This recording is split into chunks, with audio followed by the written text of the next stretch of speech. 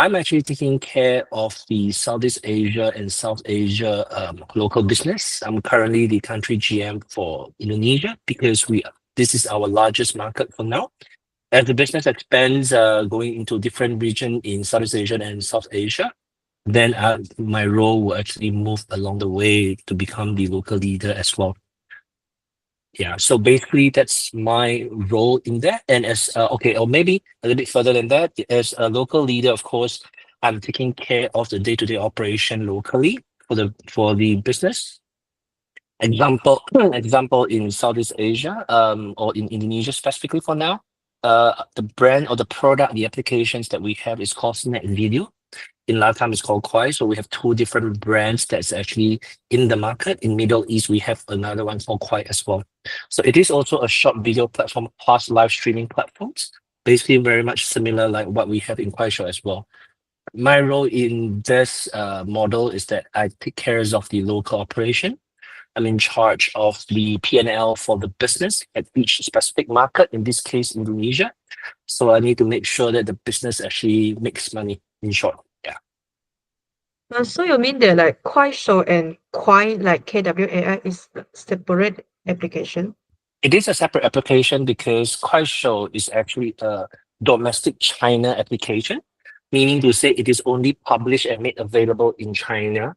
And Mm-hmm. any other than that is called Kwai, KWAI, or Snack Video in the global market.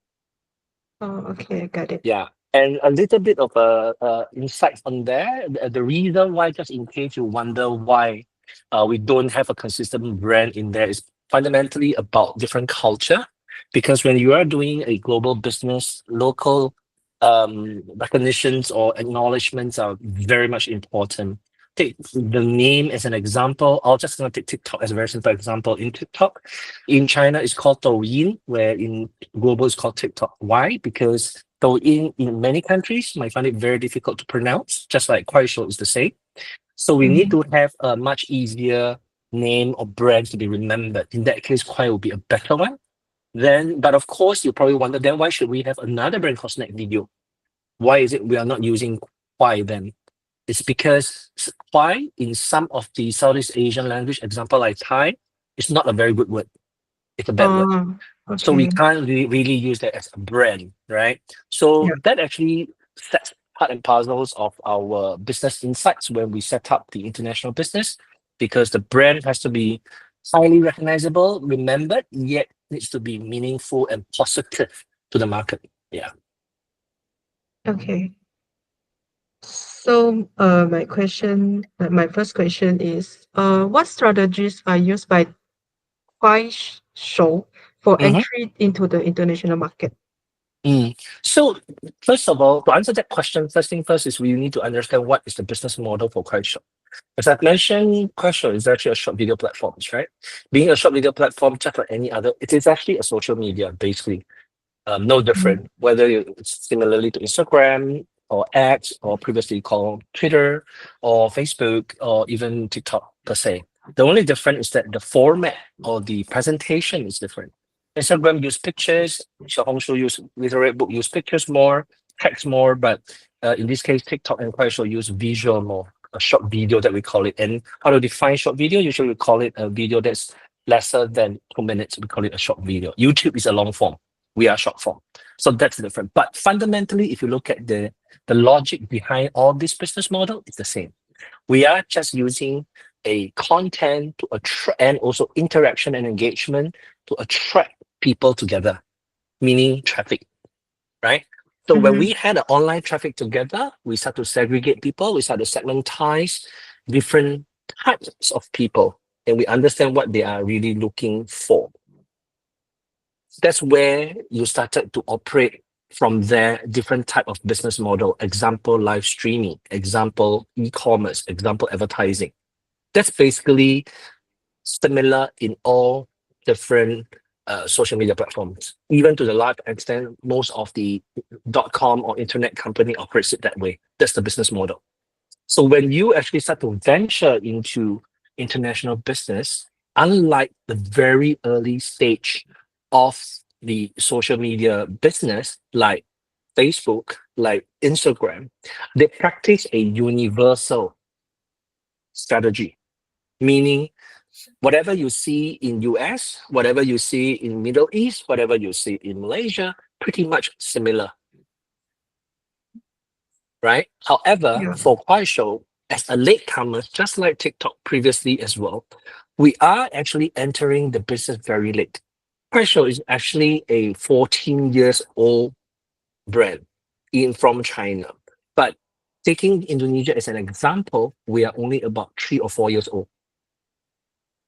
Mm-hmm. But Instagram, Facebook, and the rest are far earlier than us for 6 or 7 years ahead of us. So when we do that, we have no advantages. The only way for us to penetrate into that, to answer back to your question, what exactly is the strategy, is that we need to be able to, while we bring in the technology, or we bring the technology to each market, we need to be able to understand very much about local insights.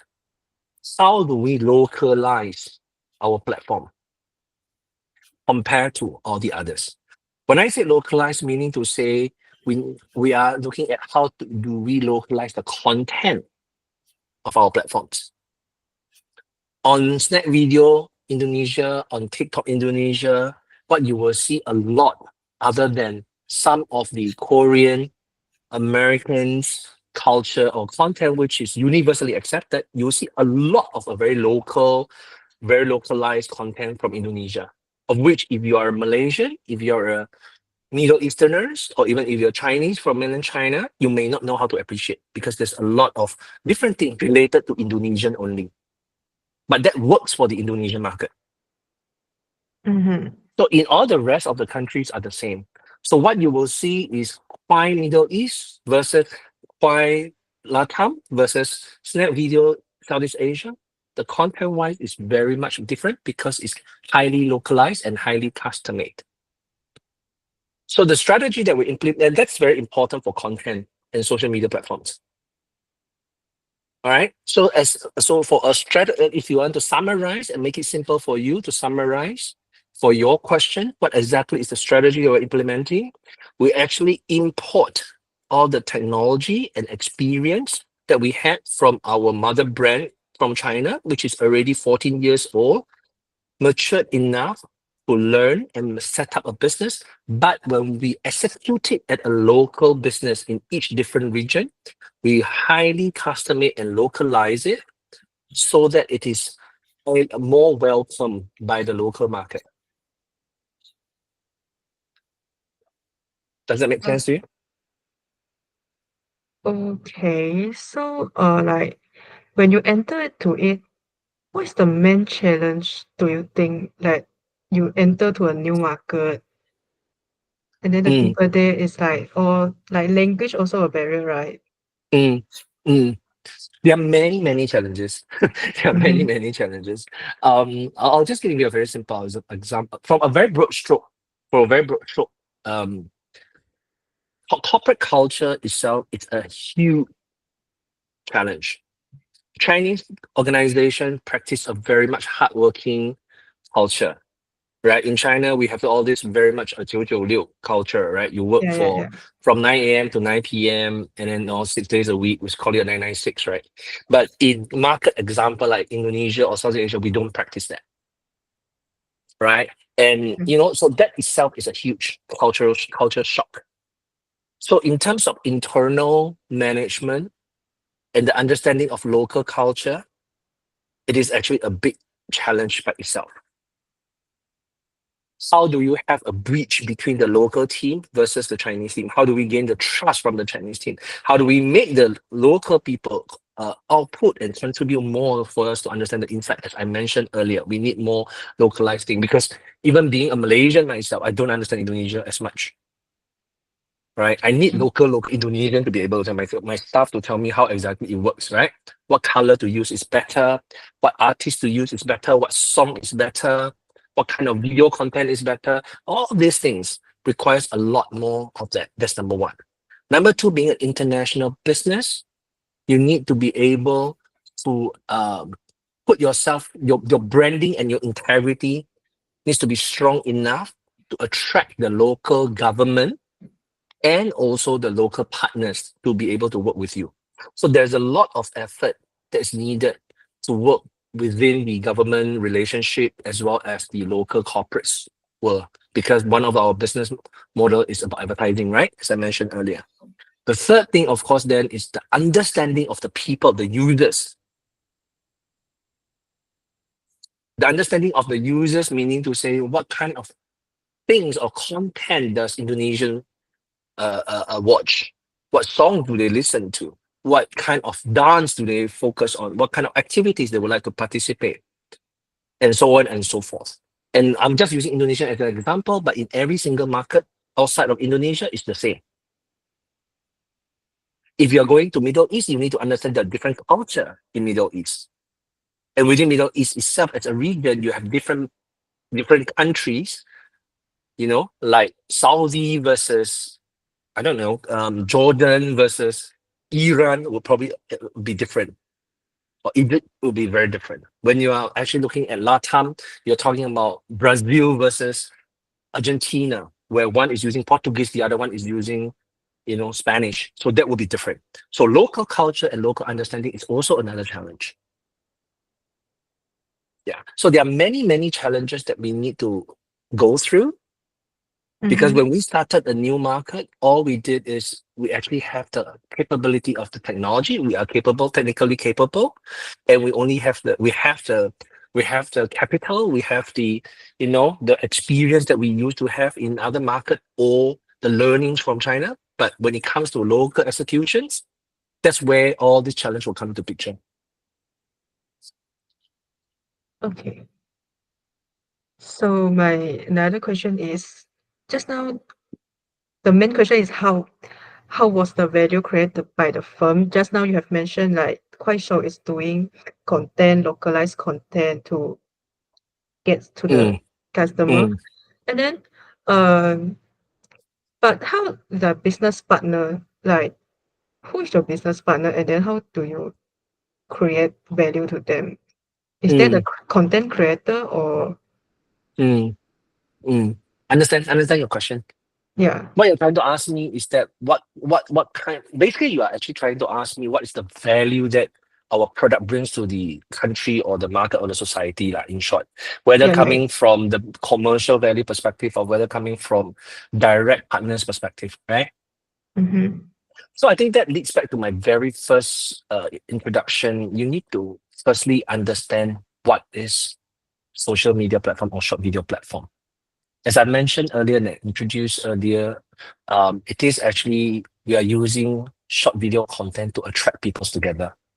And it's just like a shopping mall, no different like a mall, a shopping mall, or TV stations, or a market, right? It's the same. Morning market, it's the same. You are just compiling everyone together, and then you actually have, I'll just give you an example like shopping mall, right? You just imagine we are just like a shopping mall online, right? In the shopping mall, there are a couple of things that you do. You go there to shopping because you want to buy things. You go there because there are artists performing that weekend, so that you actually go and enjoy and entertain yourself. Go and watch a movie. You get makan. You go and eat. All right, and then you go and loitering around because you just want to enjoy the aircon. Let's say as an example. These are a few things that you do. So in a shopping mall, you need, in order to attract all these uh, uh, crowds with all these objectives in place, you need to set up different things. You need to have a food hall, you need to have the shopping areas, you need to have a wet market, you need to have artists performing, you need to have an aircon. So you have different facilities. So when these people being attracted by these facilities get together in that shopping mall, that's when you start to serve their needs, different needs, right? Social media platform, it's the same. We use short video content and different type of content to attract different type of people. Wei Xuan will come to us because Wei Xuan likes K-pop. If I don't have a K-pop content, you don't come to my apps. If I have a K-pop content, you come to my apps. Streaming likes to buy things, I need to have different content plus shopping facilities so they can do online shopping, just like Shopee, just like, you know, Lazada and all that, right? Just like in China, specifically Douyin or Kuaishou, you can actually shop on site or Xiaohongshu and all that, right? If you have any others, like they would probably want to come in because he like to watch live streaming, he likes to interact with the game live streamers because he plays game a lot. So I need to have a game content for him to come over. So I serve different need to the end user. When you guys come in, you are being entertained. You actually fulfill your shopping needs because you're shopping, and also you get satisfied within that ecosystem because you find friends, because they later will find Wei who also play game to become good friends, become a social media interaction. So from a user perspective, it fulfill your needs, different form of needs. At the same time, when that happens, it sets a business model, and the ecosystem start to build as a business model. Because in order to serve means shopping needs, I start to create e-commerce. In order to set up an e-commerce facility, I need to bring in merchants. In order to serve the needs for Bay who are actually looking at live streamers, I start to attract live streaming hosts or KOLs who are focusing in game. That's where Bay will actually, give them, reward them with a virtual gift and all that, or build as a traffic. And when that traffic happens, a new merchant will come in because it serves the advertising needs, because go through that KOLs, it attracts Bay to buy more things, as an example. So from a second part of things, other than the users, the second part is our business partners. You have KOLs, you have MCN, you also have merchant who becomes our partners. And if I take this into a macro picture as a society, from a government perspective, this app now enables some of the people to generate money, to make revenue, to do business, or in short, to have a living. Because the KOL maybe is sitting somewhere far away from Kuala Lumpur, as an example. If he's in Malaysia, as an example, he or she would probably be in Penang, let's say. If I don't have a platform as such, he probably wouldn't be able to connect with Wei Shen because he or she is in Penang. But because of this platform, he or she can start to make money from Penang instead of in KL, right? So it actually contributes to one person's employment rate. So from a macro perspective, such kind of successful ecosystem will allow revenue to be generated. Okay, so that will have three sets of different partners in a very summary terms, like in short set. There are three sets of the whole ecosystem serves to three sets of partners: the users, the KOLs and merchants, and of course, then a macro pictures of the governments.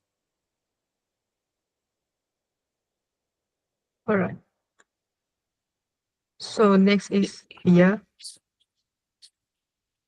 Okay, I wanted to ask, what are the primary and supporting activities of the firm, of the company? In what sense? Supporting at which area or which aspect? Supporting as in like tech development or customer service. I understand that. My question is to who that you are referring to. Are you referring to the country? Are you referring to what? To who? To the customers. Oh, to customer. If you're talking about customers here, you're talking about users, right? Yes. Okay, so again, as I said, you have two types of user. One is your normal user like you and me, who are actually who are using a social platform. Just imagine you are using Instagram. That's exactly how we serve to them the value or the service that we're providing to them. We are providing with a platform, we are providing them with content that they are interested in, we are providing them with a interaction facilities to be able to interact with people that of their same interest. That's the support that you're referring to.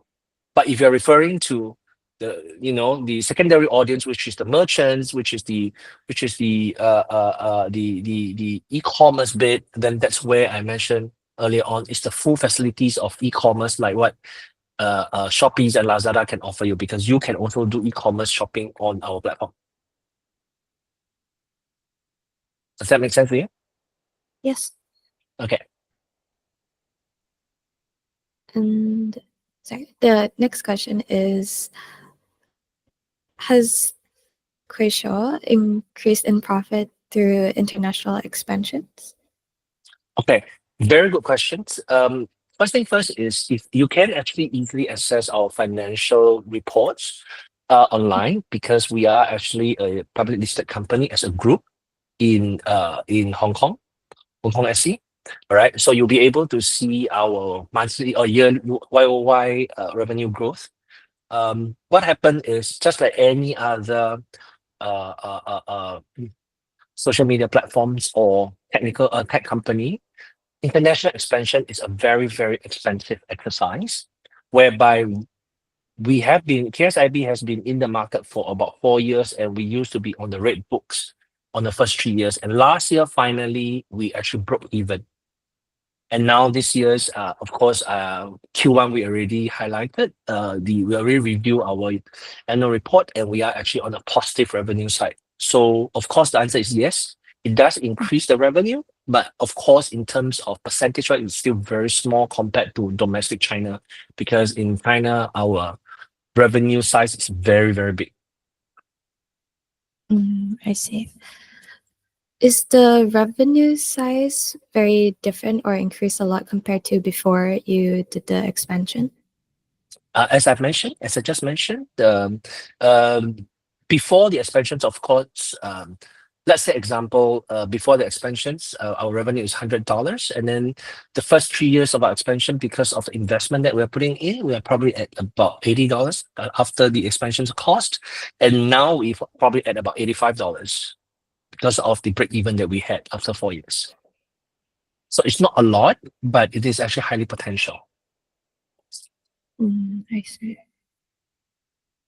Okay. Our next question is, does Kuisho keeps its core algorithm consistent across countries? You've mentioned that you localize your content. Could you go more into detail with that, please?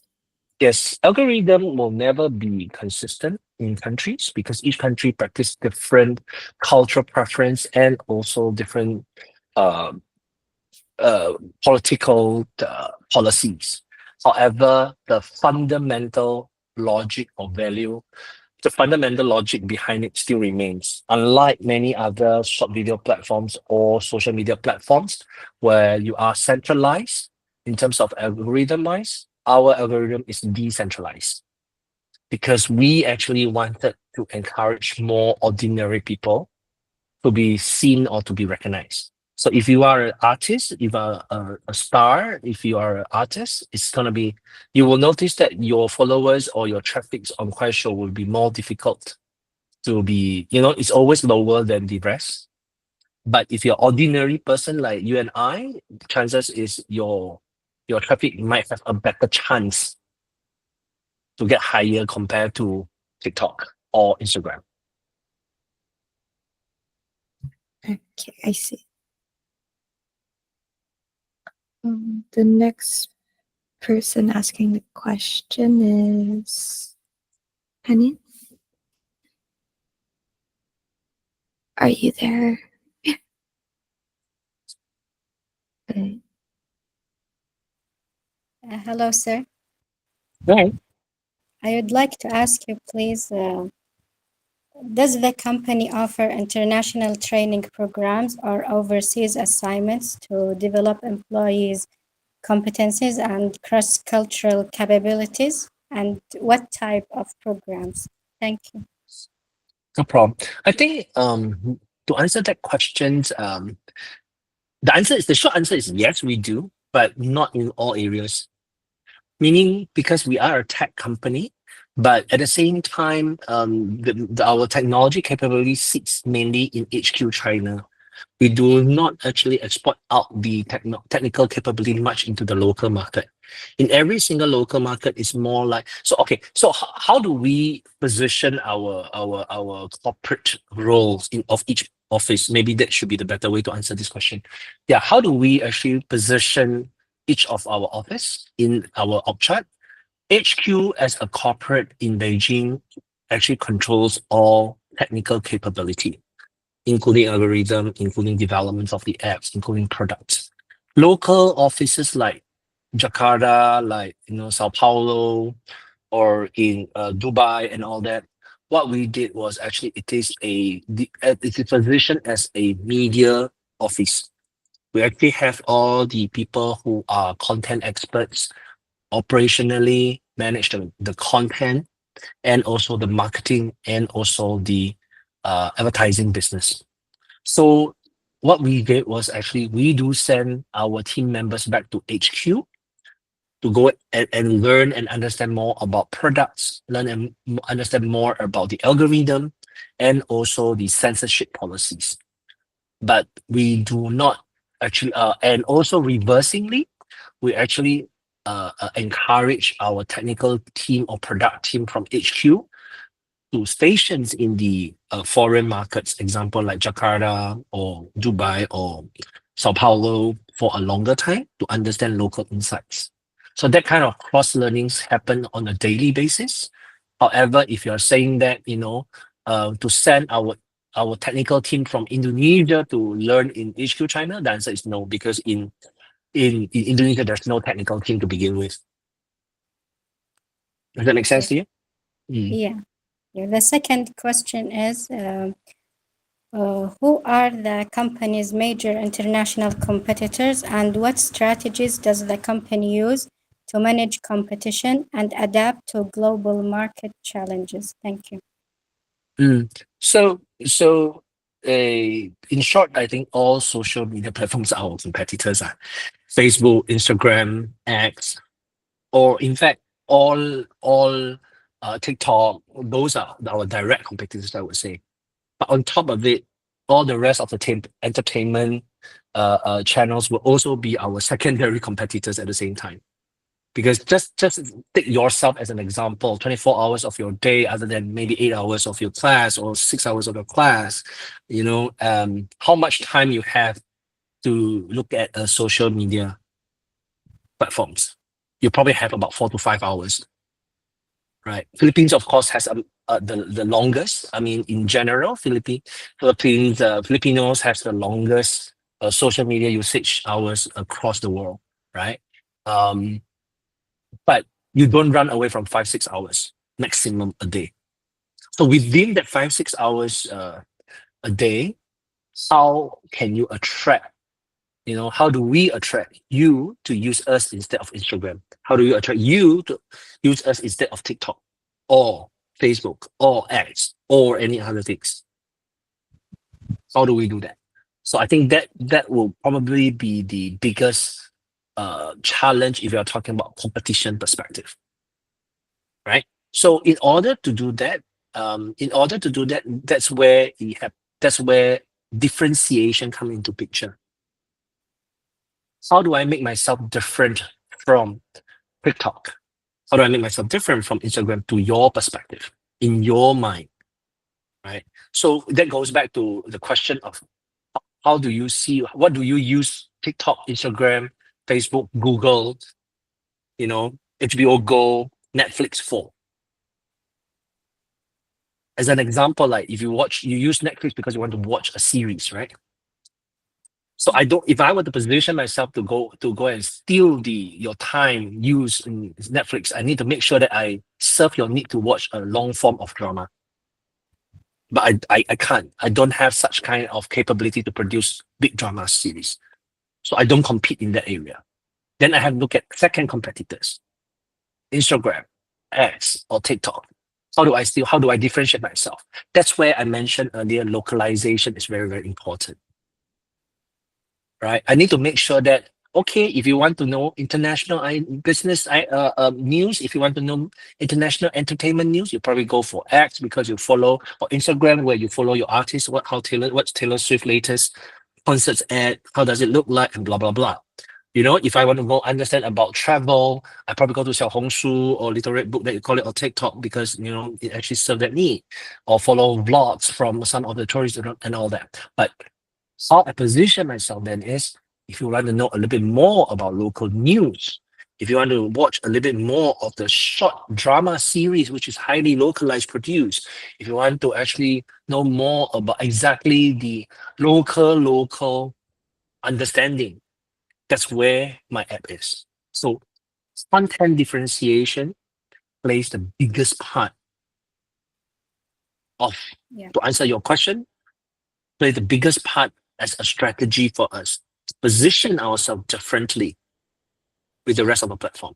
The top of mind when they first think about, oh, I want to know more about local insights or stories. What is the latest thing about local kampung or the local villages want to know? I probably will go to your apps. Local news, I will go to your apps. If I want K-pop news, I'll probably go to Instagram or TikTok. So that's how we actually make ourselves different from the rest. Okay, thank you, sir. No problem. Next, I want to ask about, do your company operation or strategy impacted by the USD exchange? Of course, big time. The currency exchange, because USD still serve as our core, as I mentioned earlier, right? We have different region, right?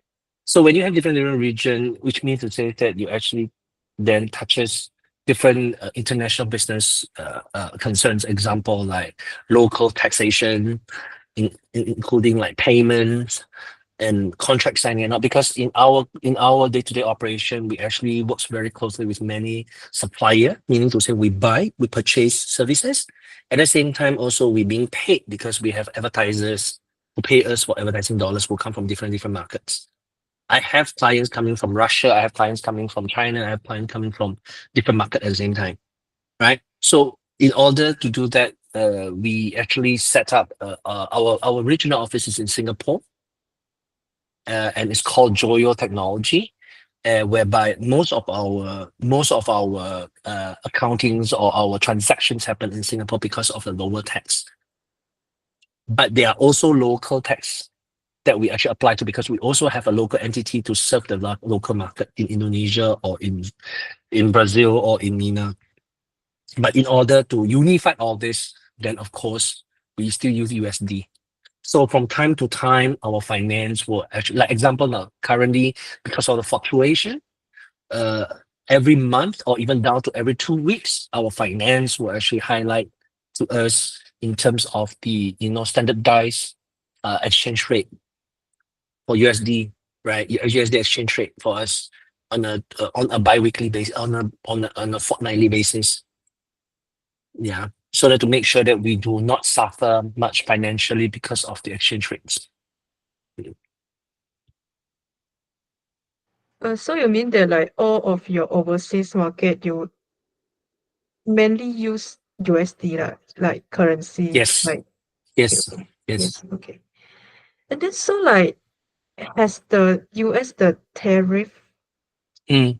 the tariff policy, the policies affect your company? Not really, because the tariff actually works a lot in terms of import and export of products, not so much about service. If you notice, our business model mainly focusing in service instead, because I don't sell things from Indonesia to China or to MENA or to US, right? I don't, right? And especially I don't sell it to US as well, or neither do I export out. So I don't have much of a concerns over the tariff per se. Yeah. Okay. Next, Yuming will ask you the last question. Sure. Hi. My first Hi. question. Okay. What impact does the Belt and Road Initiative have on Kuaishou's market opportunities and international business strategy? I'm sorry, the connection isn't very well early on. Can you repeat your questions again? I'm sorry. Okay. What impact does the Belt and Road Initiative have on Kuaishou's market opportunities and international business strategy? You mean what is the Indonesian team's or role in the overall Kuaishou international business strategy, is it? Uh, As in our role in the overall market decision making process, is it? I think her question is about, Belt and Road Initiative, 一带一路. Oh, Belt and Road. Okay, sorry. Okay. Belt and Road, yeah. Yeah, is that like influence the market opportunities for you? Because you said that your company is on Southeast Asia, and then is that influence you if the Oh, okay, policies okay. I come? understand your questions now. Sorry. Okay. So as a overall, of course, as a our HQ actually sits in China. Fundamentally, we are also the second largest uh so-called social media platforms, short video platforms in China, right? Definitely, it has an impact in terms of the macro policy from the government because it encourages to go into a much friendlier market. Example like LATAM, example like Southeast Asia. So the Belt and Road policy, of course, enables, I would say, enables the government, the Southeast Asia government, to welcome us better, because we as a social media platform, we have a very big influence, and also through the local market. I'll give you an example. Indonesia has 270 million population in total. 270万 total population, right? Us every month actually attracts more than 45 million people using us every day for more than 100 minutes every day. 每一天使用时长是超过100分钟，超过4500万的人 more than 45 million people who are actually using us on a daily basis, on a monthly basis, right? And that's a very, very big influence if you ask the local government. In another word, you are actually bigger than a lot of their media company. So a lot of things that the message that you say, and you are content. So it's very worrying for the government, actually. Because if you say difficult things, wrong things, if they didn't control your content well and all that, it may become a big problem for the society or for the government, right? However, that's where the enforcement and the regulation is very high and very, very strict on us. There's a 24 hours from government regulations. I myself included on the WhatsApp group with some of my censorship group. We are working directly, with the government, the information and communication government on a 24 hours basis. If they see something wrong, some wrong hoax news issue, bad content, they will message us immediately and we will remove it within 1 hour and all that. So we are on that kind of a standby in a day-to-day operation. So you can imagine if you are entering a much more difficult, or in terms of international political policy wise, if it's not so friendly to China or to such kind of social media platform, it's going to be very difficult for us. We'll face a lot of challenges from the government regulation. But because of going back to your point, Southeast Asia, whether it's because of the Belt and Road policy or whether it's because of the relationship with the government itself, the Chinese government itself, it welcomes us in a much better manner. LATAM is a good example. Middle East is a good example. Southeast Asia is a good example. Why are we not? I'll give you another example, and this is not news. It's actually not new news. It's actually a news that you guys probably can read as well. We used to be in India as well, and our India is very, very, very strong. Every day we have about 100 million users using us, but because of the government policy, because of the Indian government decided to stop all applications in China, we have to remove our app. The whole business is closed because of that. So it is very important to answer back to Yiming's your questions. It is very, very important. And it is actually aligned with the overall policy from the Chinese government. Where exactly should we look at because of the friendliness of each of the market? Does that make sense to you?